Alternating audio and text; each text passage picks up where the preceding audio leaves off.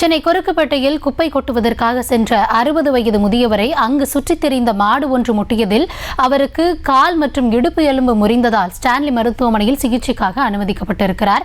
இது குறித்த விவரங்களோடு இணைந்திருக்கிறார் எம்முடைய செய்தியாளர் பிரபு. வணக்கம் பிரபு. மாநகராட்சி தரப்பிலிருந்து இதுபோன்று மாடுகள் சுற்றித் திரியக்கூடாது, அப்படி சுற்றித் திரிந்தால் உரிமையாளருக்கு தண்டனை வழங்கப்படும் போன்ற பல்வேறு நடவடிக்கைகள் எடுக்கப்பட்டிருக்கிறது. இருந்தாலும் இதுபோன்ற சம்பவங்கள் தொடர்ந்து கொண்டிருக்கிறது. என்ன நடந்தது? விரிவான விவரங்கள்.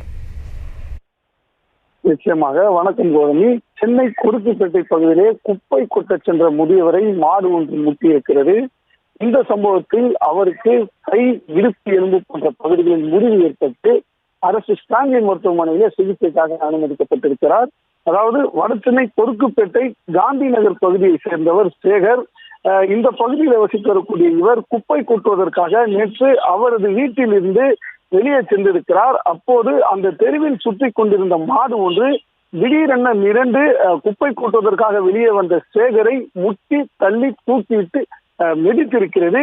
இதில் காயமடைந்த சேகரை அக்கம் பக்கத்தினர் மீட்டு ஆட்டோ மூலமாக அரசு ஸ்டான்லி மருத்துவமனையில் அனுமதித்திருக்கிறார்கள். அங்கே அவரை பரிசோதித்த மருத்துவர்கள் அவருக்கு இடுப்பு எலும்பும் கை கால், அதாவது இடது கால் எலும்பும் கண்ணில் காயமும் ஏற்பட்டிருக்கிறது என கூறி அவருக்கு சிகிச்சை அளித்து வருகிறார்கள். சம்பவம் அறிந்து வந்த ஆர்கே நகர் போலீசார் மாட்டின் உரிமையாளர் யார், பொதுவாகவே இந்த பகுதிகளில் அதிகமான மாடுகள் சுற்றித் திரிவதாக இந்த பகுதியை சேர்ந்த பகுதிவாசிகள் கூறி வரும் நிலையில இந்த முக்கிய மாடு யாருடையது என்ற விசாரணையில ஆர்கே நகர் போலீசார் விசாரணை செய்து வருகிறார்கள். ஏற்கனவே கடந்த சில மாதங்களுக்கு முன்பு இதே போன்ற ஒரு சம்பவம் அருகாமையில் இருக்கக்கூடிய திருவொற்றியூர் பகுதியிலும் நடந்தது குறிப்பிடத்தக்கது. தற்போது விவரங்களுக்கு நன்றி பிரபு.